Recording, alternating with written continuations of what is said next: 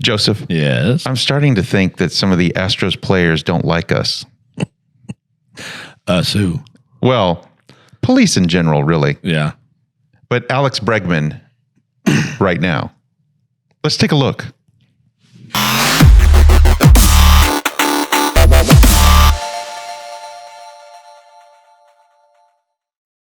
Okay, so on May 29th, back when everyone was worshiping at the corpse of George Floyd, do you remember this? Vividly. Yes. And he was, I think, the recipient of not one, but not two, but 4 different funerals. He's the guy who overdosed on Fentanyl Fentanyl? while he was Okay, in police custody. Yeah, I remember him. While resisting arrest. While Yes, yeah. kicking an officer in the chest, and they were arresting him. And then died of fentanyl overdose. Yes, I remember him. Yes. Same guy, by the way, who put a pistol in a pregnant woman's stomach while they were conducting a home invasion Here in H-Town. right here in Houston. Aggravated robbery with a deadly weapon. On a pregnant woman. And here's the best part. There was a 1-year-old girl, her daughter, standing there watching it happen as it was going on. Very nice. Yeah. And so, That's a good guy to hook her wagon up to. yeah. And so, of course, apparently professional athletes all over the place were worshiping this guy. And so I'm looking around and I see that Alex Bregman was doing it. Now, Alex, I don't know if you're watching or not. I hope you are, but I just want to read you something real quick about your hero, Justice for George Floyd, because we are not free until we are all free, right? So I'm gonna read you something here. I want you to listen to this. Affiant J. Tapia is a certified peace officer with the Houston Police Department assigned to the robbery division. Uh-oh, here we go. Affiant believe and has reason to believe that the defendant, George Floyd, committed the felony offense of aggravated robbery with a deadly weapon on or about August 9th, 2007 in Harris County, Texas. All right. Long story short, complainant Enriquez had opened the door and she immediately realized that the person at her door was not with the water department. This was George Floyd dressed as somebody from the water department. And she attempted to close the door.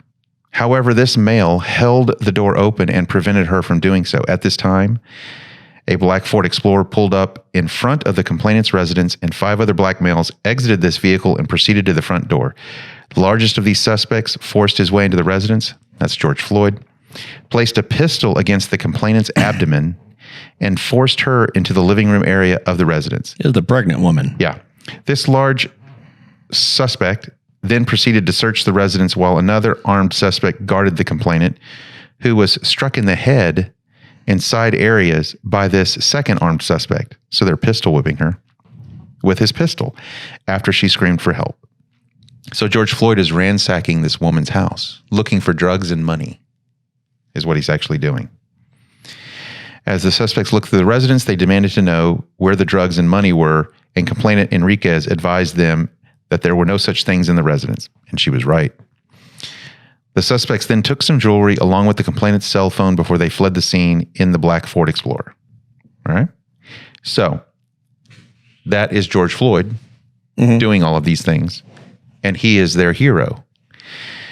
And someone said, a friend of mine said he thinks Alex Bregman hates police officers and isn't even sure how he feels about white people.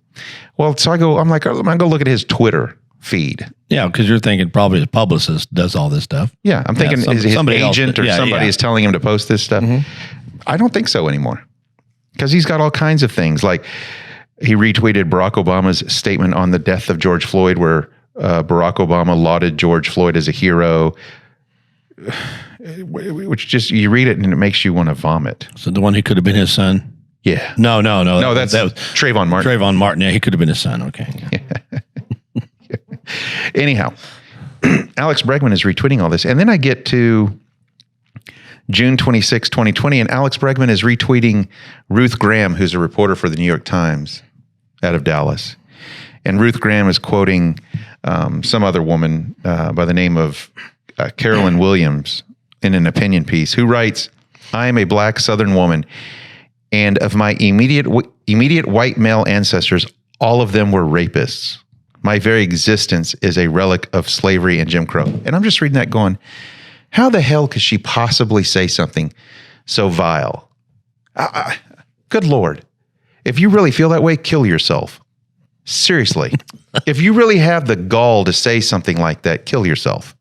How could you possibly say something like that about your ancestors who you don't even know, by the way? I mean, I'm related to my great-great-great-grandfather. Never met him. I've heard stories about him. But I wouldn't accuse him of being a rapist.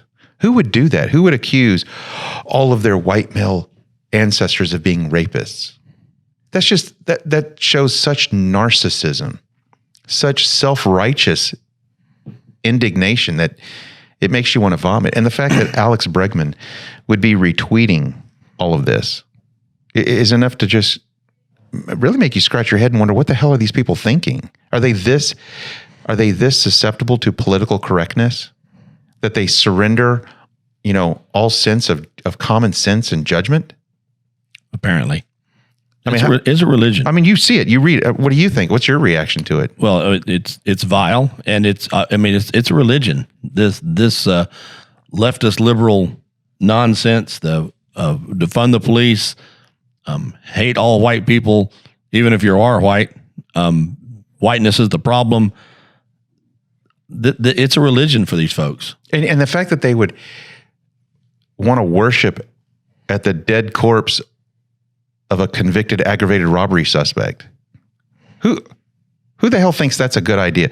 We're going to post the Harris County complaint from 2007 HPD Robbery Division. You can pause the video and read it for yourself. It's there. And thankfully, the state of Texas wasn't foolish enough to want to grant him a pardon, so they could go erase that. See, that's what they really wanted to do. See, if you get pardoned, then you can apply for an expunction and have the record erased. So what they're trying to do is erase history. And that's what they were hoping to accomplish in Texas, where all of his drug dealing was going on and all of his robbing was going on. And well, they didn't have enough staff to pardon all of his stuff. Because that's not the only crime he committed. No. He was arrested many, many, many times here in Houston and in Minneapolis. And I guess what I'm just trying to suggest is Minneapolis is Alex Bregman. You really need to be a little bit more thoughtful, my friend. Just a little bit, because you retweet and you tweet all of these things so that it's a representation of how you feel. It's a representation of you here manifested through Twitter, and it's just as if you hate police officers and you hate white police officers. Apparently, I'm not even sure. Arrest the cops who killed Breonna Taylor. She was a drug dealer. Yeah. She was a drug dealer with drug dealers. She was a drug dealer with drug dealers who had weapons, who were shooting at police officers. And yeah, she got shot. Yeah, that's what happens. You lie down with dogs, you come up with fleas, as they say. You want to hang out with drug dealers and help them obtain weapons, help them obtain ammunition. You lie down with dogs, you're going to come up with fleas. What are these people thinking?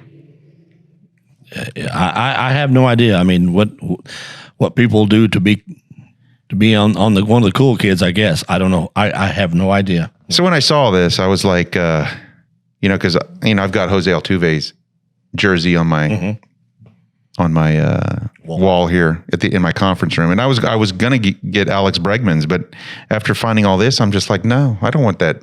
I don't want him hanging on my wall. I mean, this is insane. But anyway, you know what? Tell me what you think. We're showing you the text. We're showing you the complaint on George Floyd, and now we're 2 years out from that misery. So I think we have had the opportunity to collect ourselves emotionally, and we can rationally try to discuss this and whether or not George Floyd was really a hero or not, and come to some kind of reasonable conclusion about all of that. Although I still believe that there are men sitting in prison for crimes they didn't commit. Sure. Namely Derek Chauvin. Exactly. And all of his fellow officers have absolutely no business whatsoever sitting in prison. None. And, they're in prison for a lie. An absolute lie. So anyhow, tell us what you think. We read the comments all the time.